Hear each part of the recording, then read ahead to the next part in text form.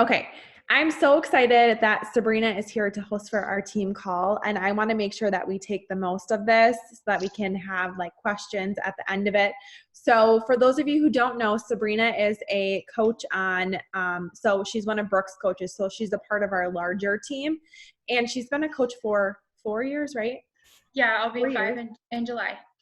So 4 years and 5 in July. She's also a mom of five kids. Yes. And she lives in Arizona. She's a 1-star diamond coach, and she has just been like diving back into coaching and really being a student, especially these last couple of months.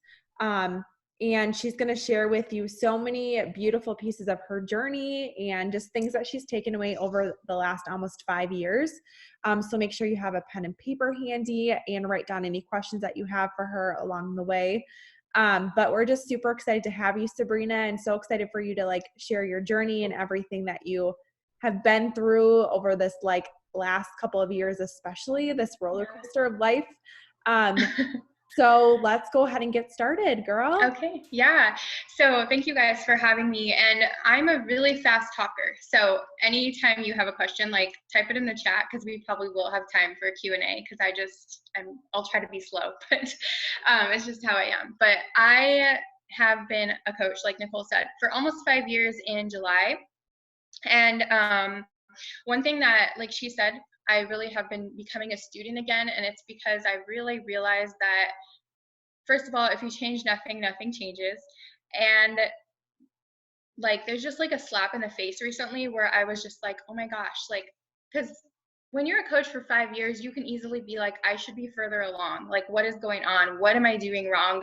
And so for me, it's been very humbling because I just looked at myself and my journey and I'm like, this whole entire journey is necessary.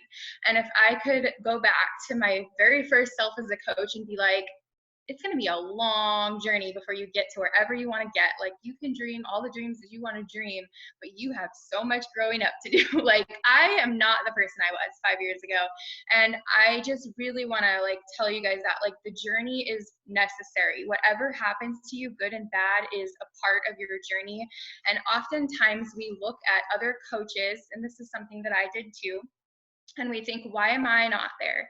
Why didn't it take me 2 years to get here? Why can't I be at whatever you're looking at? And I was just like recently like, Sabrina, it's really unfair for you to think that you can be that person or be there because they did the work to get there.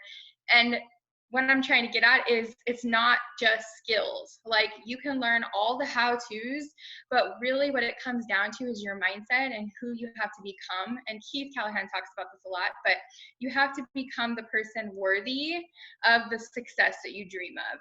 And so for the last 5 years, I had to become more confident. I had to learn a lot of skills, but for me, it really was about mindset and about becoming the person that I need to become and still growing. So take your personal development journey super seriously.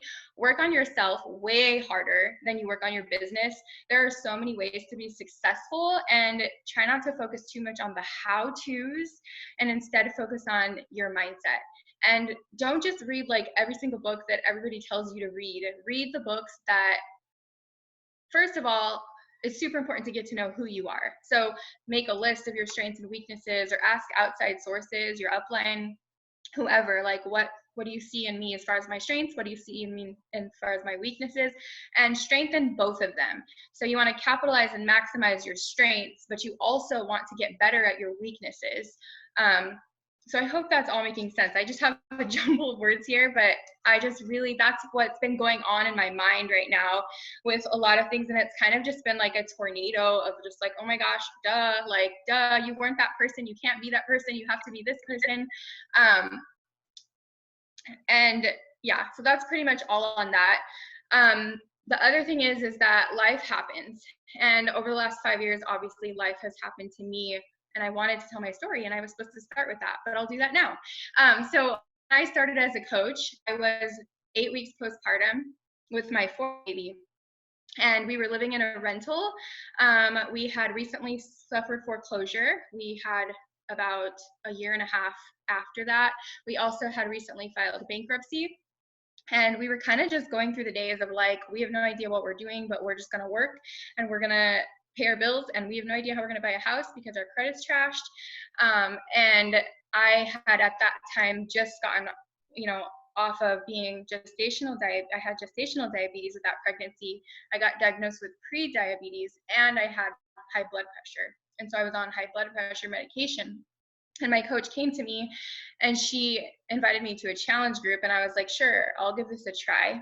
And I did for 21 days. I did the 21-day fix and I lost 3 pounds, but I actually hated Shakeology. I would make it and then I would dump it down the drain, and I kept telling my husband, I'm like, can you taste this? Like, what's wrong with me? Why don't I like this? And he's like, it tastes fine. And I'm like, it's disgusting. And he was getting really mad at me because I was dumping it down the drain every time, and it was like $100. But I kept seeing people in the group posting that they liked it, and I was just like, I don't get how they like it. So whatever. I ended up shipping my Shakeology back. And I don't know if Brooke noticed, but she messaged me. She's like, hey, how's your fitness journey going? How's the group? Do you want to be in the next group? And I was like, oh no, I'm all done with that. Like, that was cool, but I'm not going to do that anymore because I don't like Shakeology. Actually, somebody was asking for the containers on like our neighborhood group thing, and I commented, I was like, I have them. So she came over and like took my portion control containers from me, and I was done, like completely done. And Brooke was like, you need to look into coaching for the accountability. And I was like, you're crazy, I'm not going to coach. And I ended up watching a webinar that she sent me, and I was just like, more than the weight loss, I realized that this was our family's way of being able to dream big, being able to get back in a house, being able to, rid all my health conditions if I really took it seriously. So it was another like really big self-reflection of like, what would happen if you actually tried to do this accountability group? Like if you actually did it. And then that was it. Like I was just all in. I was like, yes, I want to coach. I want to do it. I want to do it big. So I went on to lose like 65 pounds in a matter of 3 to 4 years. For the first 15 months, I was breastfeeding. And then I actually had 2 miscarriages in the last now 3 years. And then I had a baby now. She's 5 months old. So, weight fluctuates. But the big picture basically is that I have had a lot happen to me. We moved. We have had, all kinds of stuff. I have 5 kids. That's enough in itself.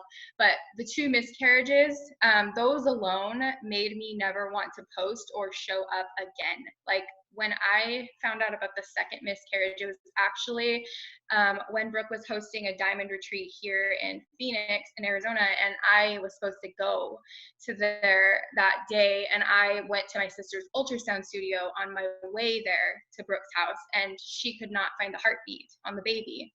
And I just remember thinking, what's the point of life? Like, it was the second time around. Why in the world am I having another miscarriage? And that time I was like 12 weeks and I'd already seen the heartbeat a couple times. And yeah, like my world came crashing down. And I just want to say, like, we have to always remember the big picture with coaching and lock and close the back door. Because I could have easily been like, screw this. I'm not going to post on social media today. I'm not going to show up for what I've been building for the last 3 years or 4 years, whatever it was at that time, because my world is literally crashing down. And there's going to be times where you're going to have to fake it till you make it. And I've done that many times, and your posts are going to be a little more vague, and maybe it's just going to be a quote about how you're feeling. Maybe you're not going to show up on your stories, but remember the big picture always. And that's what I had to do. And I just remember, like, I spent the whole day crying in bed. I had my husband get me Chinese food because that's all I wanted. And I posted a picture of our team the day before because I was there all day, sitting around Brooke's living room watching a video, and I posted something about, I don't even know, like I think I copied a post from before, but I still showed up even on the day that I found out that I literally was miscarrying. So just always remember that life's going to happen, but you have to think of the big picture. And right now, I want you to lock the back door and never let yourself leave.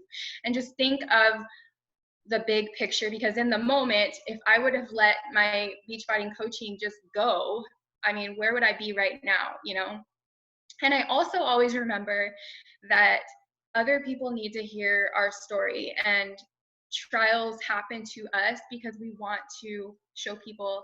I like to show people, not the highlight reel. And so people get really uncomfortable when I talk about the miscarriage or when I shared pictures of literally me crying and all that, but it was never for attention. It was always because when I went through a miscarriage, I was so alone and nobody ever shared about it. And I was just like, this isn't okay, because this happens 1 in 4 women and nobody talk about it. Like, why? And so that's why I shared about it, because I knew there were other women suffering in silence. And I can't even tell you how many women have come to me and have said, thank you for sharing your story. Thank you for, you are so brave. Like, you were so strong, your voice for me, because I wasn't able to. And not only that, it was just a really big part of my healing process.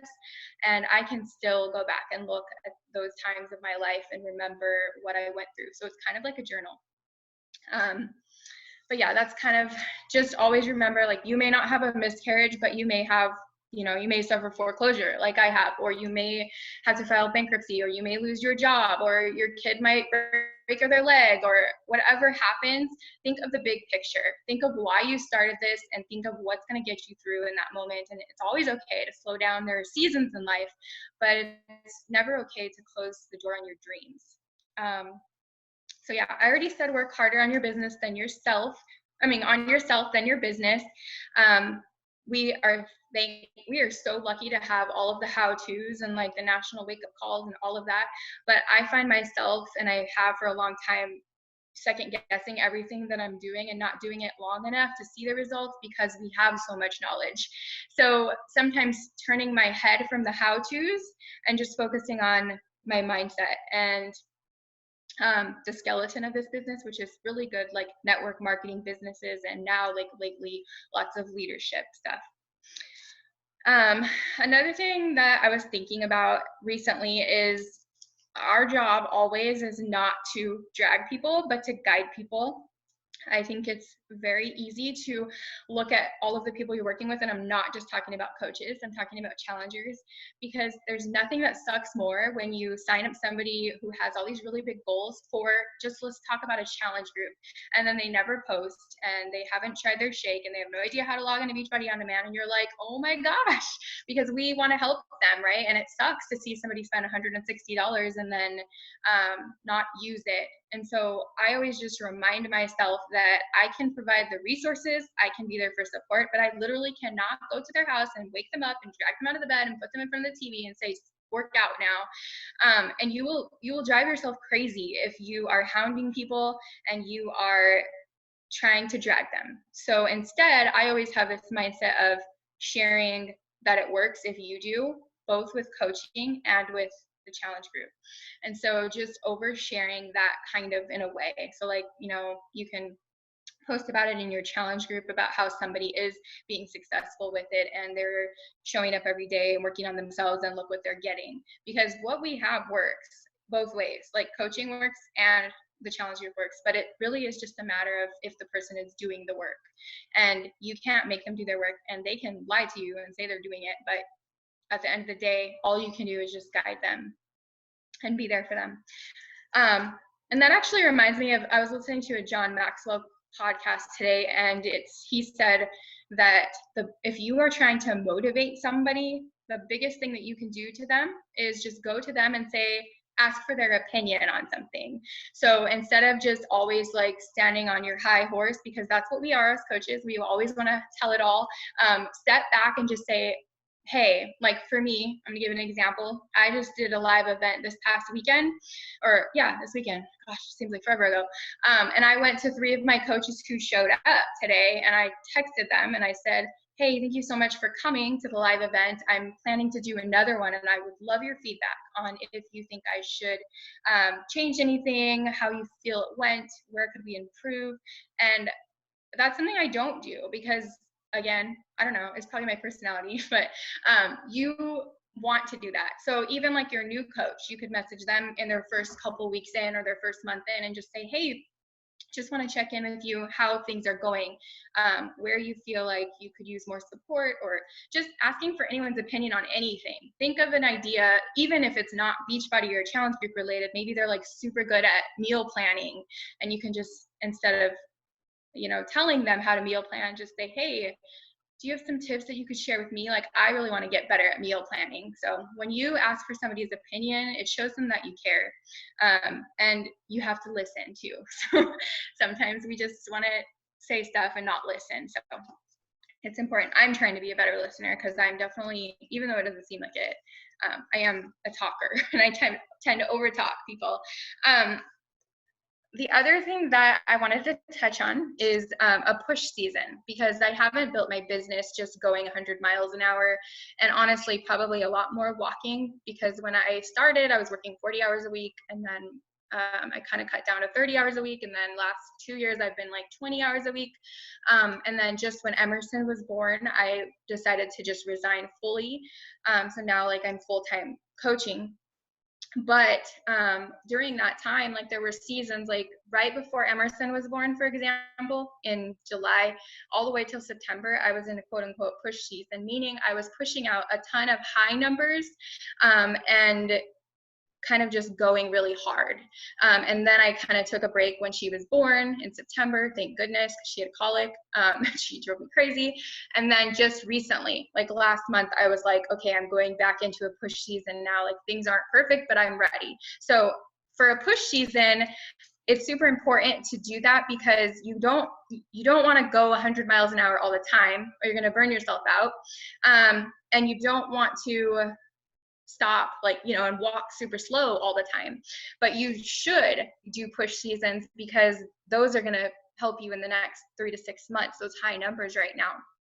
So you wanted to define the push season for you and what that looks like. So what I did is I went with my success partner and I said, hey, if we change nothing, nothing's going to change, and this rank date is hit by time. If you want to go on the different reason, we got it right now. Like we can't just sit around. And so we both on a call and we defined what the push season was going to look like for us. We went through the daily tasks, like this is how many people we're going to add every day, this is how many people we're going to invite every week, this is how many people. So it's not that you're going to be told what to do, you're going to define that push season for you, and you want to push yourself, so you want to make sure that it's higher than what you're normally doing. And the fun thing about a push season is that it's going to end, so you tell yourself, I'm going to do this, but I'm only going to do this till this date. So because sometimes when we get in those high numbers we get overwhelmed and then we're like, forget it. So have yourself set a date, and then hold yourself accountable. It's super important to either have an accountability partner or a check-in group or somewhere where you're like, I'm entering a push season. These are the numbers that I want to push out every week, and this is what I'm going to do. And then you rest after your push season, and then maybe take a couple months off, but you're still walking. You're not resting fully or jogging. And then you jump back into another push season. So that's something I've always done. Like definitely during the miscarriage, it was more of a walk. I was still sending invites, but it was maybe 5 a day, if that, some days not at all. So yeah, that's something that I didn't really know or define it until recently when I heard a call on it. But the last thing that I had on here was, do you guys want me to talk a little bit about the live event that I did? Yeah? Okay. So I don't know if you guys have done one yet, but if you haven't, they're super fun. I have been wanting to do one forever, and then I didn't because I was like 9 months pregnant when I wanted to. So then I waited, but I'm so scared to do one, and I regret not doing one sooner. So I really encourage that you do one like ASAP. It doesn't have to be super fancy, and you don't have to rent anywhere crazy. So I found a dance studio that just charged us $25 an hour. And then I found a coach that is local here that I thought would be a good help for me. It wasn't one of my coaches. I just wanted to get my feet wet in it. And I messaged her. We got on a Zoom call. We did super quick planning, but basically it was kind of like a little party. We had like balloons, we had streamer, we had super fun neon bright cups. When people walked in, there was music playing. We had Energized just a half a scoop in each of the cups. And then they took their Energized. We had like a 15-minute meet and greet, and then we did the workout, which was bar, and then we were able to make shakes because we didn't have many people come. But if there's a lot of people, you probably want to have like shakes already made. But it was super simple. It was really fun. I'm actually probably going to just do them monthly because I have a lot of local friends here that I can invite that couldn't make it because it was raining, and Arizona people just like hide when it rains. So but yeah, if you guys have any questions on that more, I got a lot of the tips from, there's actually a file in the Bod Squad and it says live event. I think it's a Beachbody file when I was looking at it, but it's like old school because it talks about old stuff. So hang on one second, the baby's crying, sorry. Let me grab her.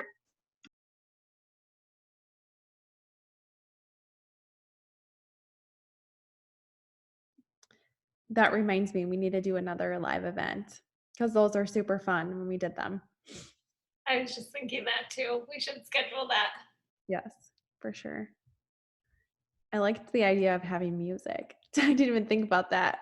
Like, Yeah. Pumping us up. Smart. Yeah. All right. That was pretty much all of the stuff I had written down, but I'm happy to talk about anything else, Nicole, that is on your mind, or Danielle. Yes, read the books that speak to what you need. It never dawned on me either about push season until recently. And then I was like, that's kind of what I've been doing all this time. And you tend to feel like a failure when you slip back into those 3 to 5 invites a day, because you're like, but you have to be mentally ready for the higher numbers. And if you're not there, don't do it, you know, like don't force yourself, just like prep yourself. And then when you're like, okay, I feel like I can tackle a little bit bigger numbers, then you can do that. So does anyone have any questions or anything? Did I talk super fast? Danielle and I were kind of talking this weekend. I was like, what? Like we can go a different pace than 100 miles per hour at the time? Like, yes. What? And we're not going to die? Are you guys both like always running? Yeah. We're like, I was like, Danielle, do you ever take a day off? And she's like, yeah, sometimes. And I'm like, oh, like you can take days off. You're so awesome. awesome. That's something we talk about, right? Like we just talk about like, yeah, you hustle harder. You need to send more numbers. You need to always go through your business. But like I took Saturday off, and then on Sunday when Danielle and I met, I was like so much more rejuvenated and like ready to go and ready to work. So yeah, I found like, especially now working from home, that weekends have to kind of be off limits because it causes stress, like just around the family, you know, if I'm always like, I gotta go work. So I just really savor my mornings, and then I don't schedule any calls. And I make sure that it's the bare minimum on the weekends, unless I get up early. Yeah, absolutely. I love that.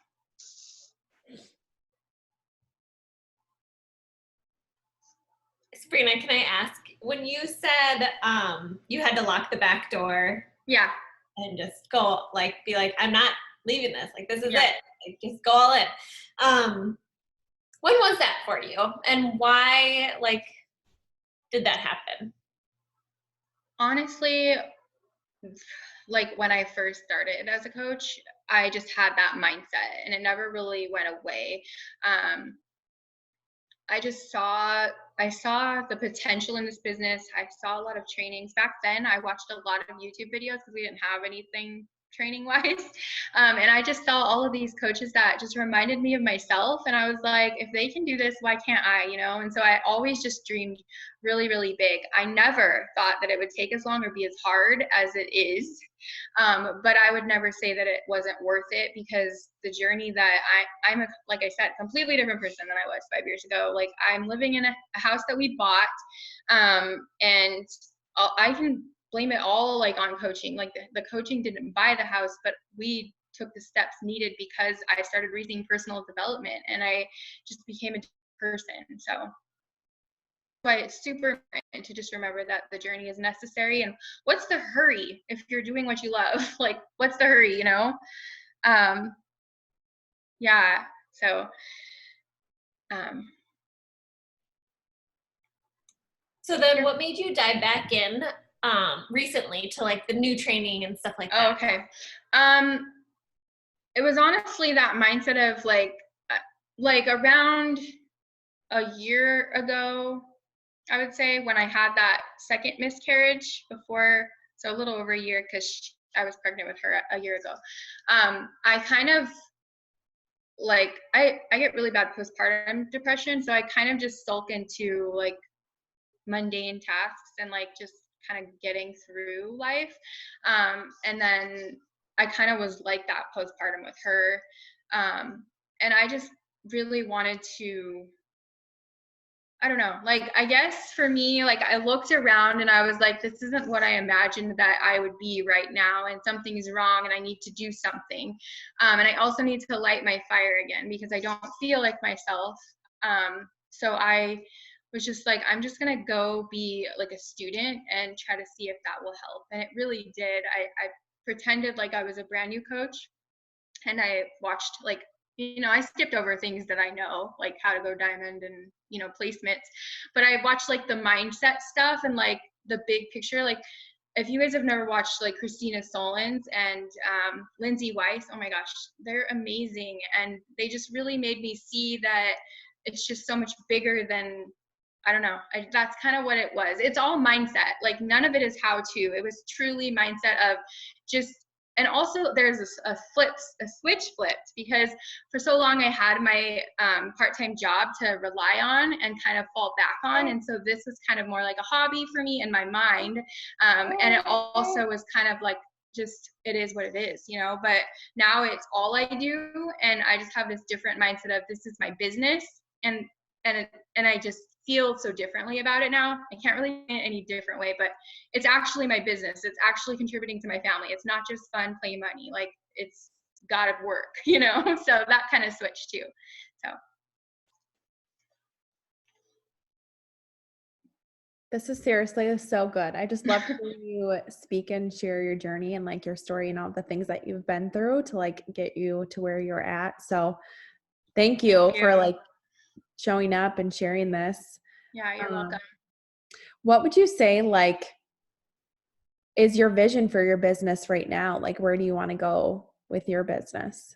Like in the next year or big picture? Yeah, like in the next year. Big picture. I think that's so cool. I am just like I said, the journey is necessary, and I have been through a lot of coaches and a lot of challengers. And when I say that, meaning like there's been a lot of people that have quit on me, and I've always pointed at myself, like, what am I doing wrong? What am I doing wrong? And so I've decided to change the story in my head as far as that. Like, instead of just saying, what am I doing wrong? I have decided to just focus on attracting the right people for me. Like, I actually was thinking the other day about, I don't know if you guys have heard the cup analogy, but you have to flip 100 cups to find your 5. Have you heard that by Keith Callahan? Yeah. So for me, I feel like I imagine myself flipping cups for the last 5 years, literally. And I'm like, the very last 5 cups are going to be my 5 people. Like, and that's it. It's year 5. Like, we're on the last 100 cups. These 5 are coming. And so for me, that's what it is. Like, I just want people who have the same vision as me in building this, and I want to run with them, and I want to work with like some really close best friends who have who are going to lock the back door and who are going to just take this thing and see for what it is. So yeah, I mean, rank wise, yeah, it's 5-star diamond, and just how my big picture is helping other people do what I've done and like completely transform their life. I've helped a lot of women with weight loss, and I've helped a lot of women with, getting a couple extra $100 a week, but I just really want to help people, Emerson, build a big business with me. I want to do it with them, so that's like my big picture. And I'm hoping that the live events that I'm going to do monthly, because I have a lot of local Arizona coaches that are my personally sponsored, they're going to just bring people and we're just going to like flourish. Like, that's my goal. It's something that I would have never done, but it's huge. And if you have like a nice house, like, you don't even have to rent, just bring people over to your house and just, I can't do that with kids here all the time. Hey, you're not supposed to do that, you silly girl. She's always pulling on this and my pump cord. I'm like, does it remind you of the umbilical cord? Like, why are you always pulling on it? She has so much hair too. It's so, I know. Yeah. It's crazy. So yeah, that's like my big vision. Like I just really want to help people do what I've done. That's so beautiful. Yeah. Just like locking arms with them and together. Like it's so awesome when you get coaches that just see that vision and who are willing to like be like some of your best friends and get to do it with them. Yeah. Oh, I love that. What questions do the rest of you have? Like what's on your heart? What do you want to ask Sabrina?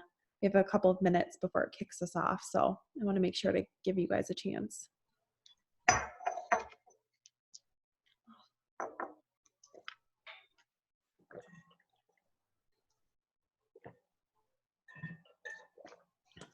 Wasn't NLC amazing? Oh, sorry, go ahead. No, that's okay. I was just going to say that I like how you talked about like the push season and how like not to get down on yourself during times that you're not going like 120%. I feel like I am kind of that way. And so it's nice to hear that like it's okay to take those busy seasons of your life and not feel like you have to go 120%. You're still showing up.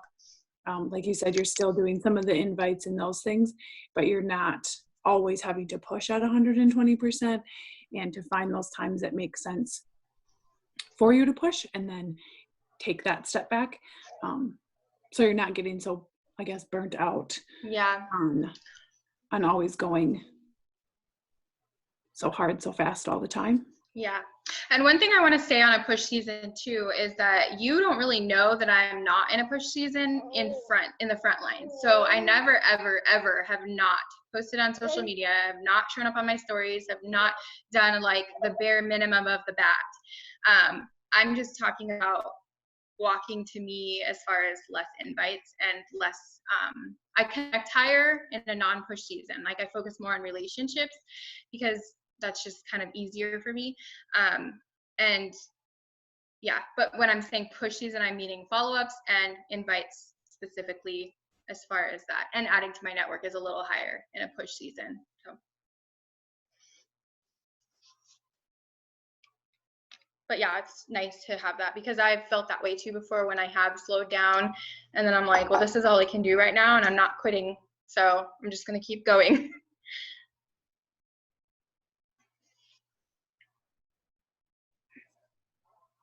Anything else that you guys want to ask Sabrina?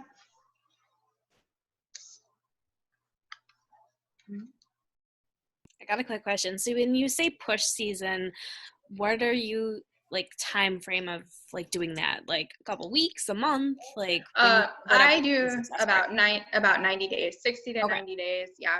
Okay. That's what I would recommend just because you want to do it long enough to start to really build. Yeah. Mm-hmm. Like it's going to carry you through.